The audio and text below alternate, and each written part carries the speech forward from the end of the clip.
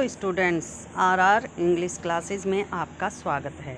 तो students, class 12th के लिए हमारी जो फर्स्ट बुक चल रही है रेनबो, आज हम उस बुक की जो 14th पोयम है यानी द होप, या हम ये कहें 14th चैप्टर है द होप, उसे रीड करने जा रहे हैं।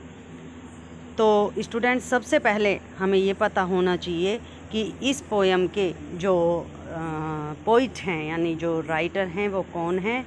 तो इस पोयम के राइटर हैं राजन अग्रवाल। अब हमें ये पता होना चाहिए स्टूडेंट्स कि द होप, सबसे पहले हमें होप का अर्थ समझना बहुत ज़रूरी है।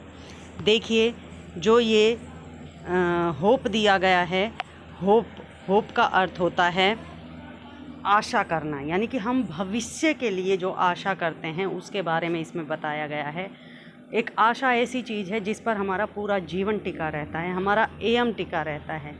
अब बात ये आती है कि इस आशा को और कितने नामों से जाना जाता है। कुछ लोग इसे उम्मीद कहते हैं, कुछ लोग इसे भविष्य की प्रासंगिकता कहते हैं, कुछ लोग कहते हैं कि ये परोपकार का मापक है, तो कुछ लोग कहते हैं कि जो आशा या उम्मीद है वह न केवल मनुष्य के लिए बल्कि वह जो पक्षी हैं, जानवर हैं, उनके लिए भी एक महत्वपूर्ण भूमिका अदा करती है।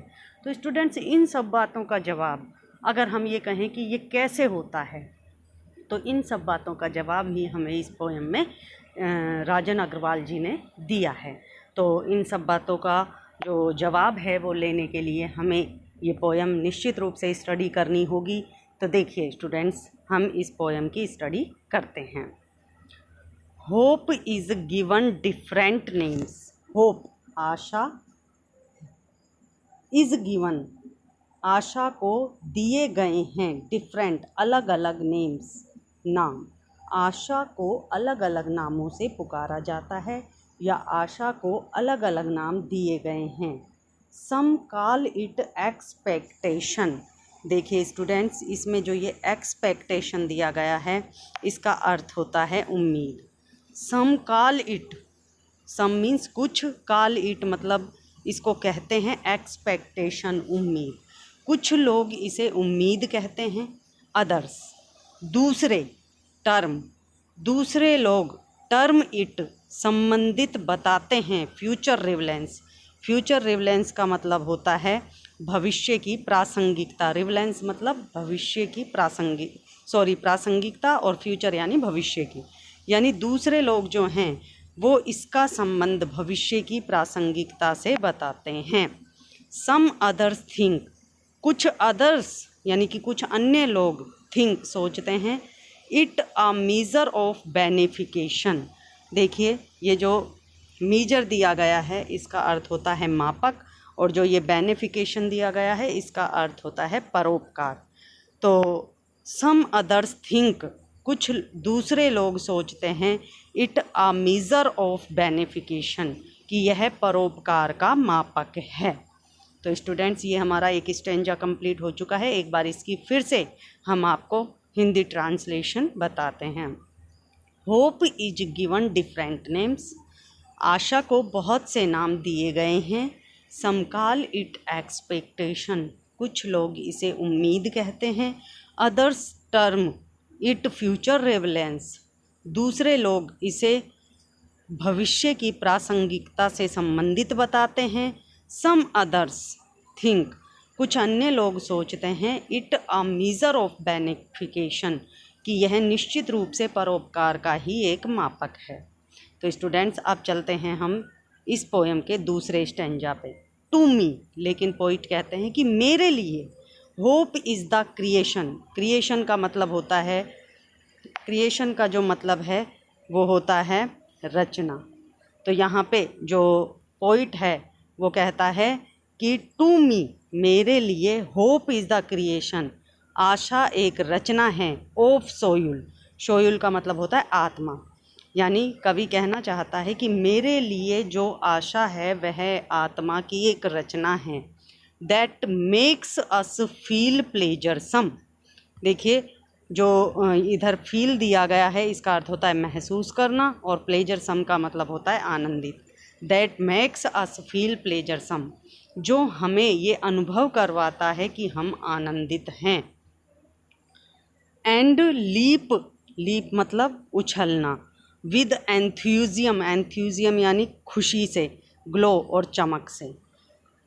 And leap with enthusiasm and glow, और जो हमें आनंद से और चमक से उछालता है वही आशा कहलाती है। तो स्टूडेंट्स, ये हमारा सेकंड स्टैंजा था जो कंप्लीट हो चुका है। अब एक बार फिर से इसका हिंदी ट्रांसलेशन देखिए। टू मी, मेरे लिए, hope is the creation of soul, मेरे लिए जो आशा है वह आत्मा की ही एक रचना है। That makes us feel pleasuresome, जो हमें आनंदित महसूस करवाती है। And leap with enthusiasm and glow, और हमें रोमांचित या आनंदित होकर और चमककर उछलना सिखाती है। अब आ जाइए तीसरे स्टैंजा पर। इन पास्ट यानी भूतकाल में, we have survived on hope. Survived का मतलब होता है स्टूडेंट्स, ये जो सर्वाइव्ड दिया गया है इसका मतलब होता है जीवित थे। In past we have survived on hope, कवि कहते हैं कि भूतकाल में हम इस आशा पर ही जीवित थे। We surmise of future because of hope, हम अपने भविष्य को ज्ञात करते थे इस आशा की वजह से। होप किल्स निगेटिविटी इनसाइड, देखिए ये जो निगेटिविटी दे रखी है इसका मतलब होता है नकारात्मकता। तो कवि कहते हैं कि ये जो आशा है यह हमारे अंदर की जो नकारात्मकता है उसे ख़त्म करती है। एंड फिल्स अस, और हमें भरती है, विद काम एंड क्वाइट, बिल्कुल शांत और सुशील बना देती है। तो स्टूडेंट्स, ये हमारा थर्ड स्टैंजा था जो कंप्लीट हो चुका है। अब हम इसका फिर से हिंदी ट्रांसलेशन करते हैं। तो देखिए, इन पास्ट, भूतकाल में, we have survived on hope, हम इस आशा पर ही जीवित थे, यानी इस आशा रूपी उम्मीद पर ही जीवित थे। We surmise of future because of hope, हम अपने भविष्य को जान पाते हैं इस आशा की वजह से ही। होप किल्स निगेटिविटी इनसाइड, जो ये आशा है यह हमारे अंदर की जो नकारात्मकता है, यानी हमारे अंदर के जो नकारात्मक विचार हैं उनको मारती है, यानी ख़त्म करती है। एंड फिल्स अस विद काम एंड क्वाइट, और हमारे अंदर, हमारे मन को शांति प्रिय और बिल्कुल सुशील विचारों से भर देती है। तो स्टूडेंट्स, अब देखिए इसका fourth stanza. Hope makes the bird fly, कि ये जो आशा है ये आशा ही है जो एक पक्षी को उड़ने पर मजबूर कर देती है। In search of food for young once, young ones का मतलब है पक्षियों के बच्चे, उनके बच्चों के लिए भोजन ढूंढने के लिए। And material to build their homes, और उनके घरों को बनाने के लिए सामान ढूंढने के लिए। It is the hope that makes a bird, और यह आशा ही है जो एक कली को बनाती है। Stay on the branch and Bloom, और वह एक तने पर वह जो कली है वह एक तने पर ही लगी रहती है और अंत में वह फूल के रूप में खिल जाती है। तो स्टूडेंट्स, ये था हमारा फिफ्थ स्टैंजा। देखिए इसकी Hindi. Hope makes the bird fly, यह आशा ही है जिसकी वजह से, उस आशा की वजह से ही एक पक्षी आकाश में उड़ता है। In search of food for young ones, अपने बच्चों के लिए भोजन की तलाश में। And material to build their homes, और अपने घरों को बनाने के लिए उस सामान की तलाश में। मटीरियल यानी होता है सामान, सामान की तलाश में। इट इज़ द होप, यह आशा ही है, दैट मेक्स अ बर्ड, जो एक कली को बनाती है। कली यानी फूल की जो डोडी होती है कली, उसको बनाती है। स्टे ऑन द ब्रांच, और जब तक वह फूल नहीं बन जाए तब तक उसी टहनी पर वो लगी रहती हैं। एंड ब्लूम, और अंत में वो फूल के रूप में खिल जाती है। तो ये स्टेंजा भी हमारा लगभग ख़त्म हो चुका है। अब देखिए next stanza. Trees loss there leaves with a hope, कि ये जो पतझड़ ऋतु आती है इसमें जो पेड़ होते हैं वो अपनी पत्तियों को इसीलिए गिरा देते हैं क्योंकि उन्हें नई पत्तियां आने की आशा होती है।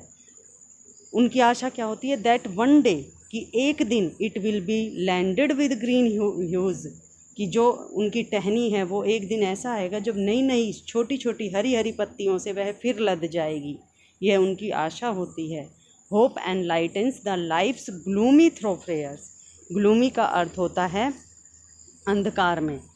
होप एनलाइटन्स, होप जो है वो प्रकाशित करती है, द लाइफ्स ग्लूमी थ्रोफेयर्स, जीवन के अंधेरे रास्तों को भी प्रकाश में बदल देती है। And makes us feel the freshness and warmth, और ये आशा ही होती है जो हमें तरोताजगी और दिन की गर्माहट का एहसास दिलाती है। ऑफ द डेज अहेड, आने वाले दिन के लिए। तो स्टूडेंट्स एक बार फिर इसका हम हिंदी अर्थ करते हैं इस स्टेंजा का। Trees lodge their leaves with a hope, कि जो पेड़ हैं वो पतझड़ ऋतु आने पर अपनी पत्तियों को इसी आशा पर गिराते हैं, दैट की वन डे, एक दिन, इट विल बी लेडेंड, इसमें जो इट आया है वो आया है पेड़ की टहनी के लिए, कि एक दिन इस पेड़ की टहनी निश्चित रूप से फिर लद जाएगी with the green huge, Hari Hari पत्तियों से। Hope enlightens the life's gloomy थ्रोफेयर्स, जो आशा है वही हमारे जीवन के अंधकार में रास्तों को प्रकाश प्रदान करती है। And makes us feel the freshness and warmth of the days ahead, और हमें आने वाले दिन की तरोताजगी और गर्माहट को महसूस करवाती है। तो स्टूडेंट्स नेक्स्ट स्टेंजा देखिए इसका। Hope makes life go on, वह आशा ही होती है जो हमारे जीवन को चलायमान रखती है। Life is a derivative of the function called hope, जीवन का लगातार आगे बढ़ता रहना। डायरेटिव का मतलब होता है डिराइवेटिव का मतलब होता है आगे बढ़ते रहना। तो जीवन का आगे बढ़ता रहने का जो कार्य है वो ही आशा कहलाती है। Hope is the prime excellence, आशा ही सबसे मुख्य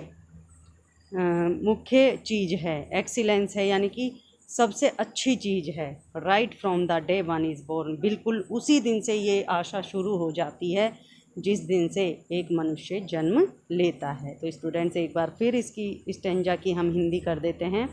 hope makes life go on, वह आशा ही है जो हमारे जीवन को आगे बढ़ाती है।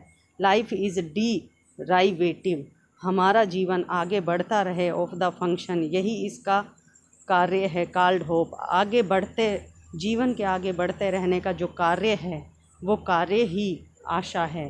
Hope is the prime excellence, यह आशा ही सबसे मुख्य और अच्छी चीज़ है। Right from the day one is born, और ये आशा उसी दिन से शुरू हो जाती है जिस दिन से कोई बच्चा जन्म लेता है। तो स्टूडेंट्स मैं जहाँ तक समझती हूँ ये पोयम आपको बहुत अच्छी तरह से समझ में आ गई होगी, क्योंकि ये हमारे जीवन के दृष्टिकोण को, हमारे जीवन की जो मुख्य चीज़ है होप, उसको बताती है। तो अब हम नेक्स्ट वीडियो में नेक्स्ट पोयम के साथ आपके साथ शामिल होंगे। तब तक के लिए थैंक्स।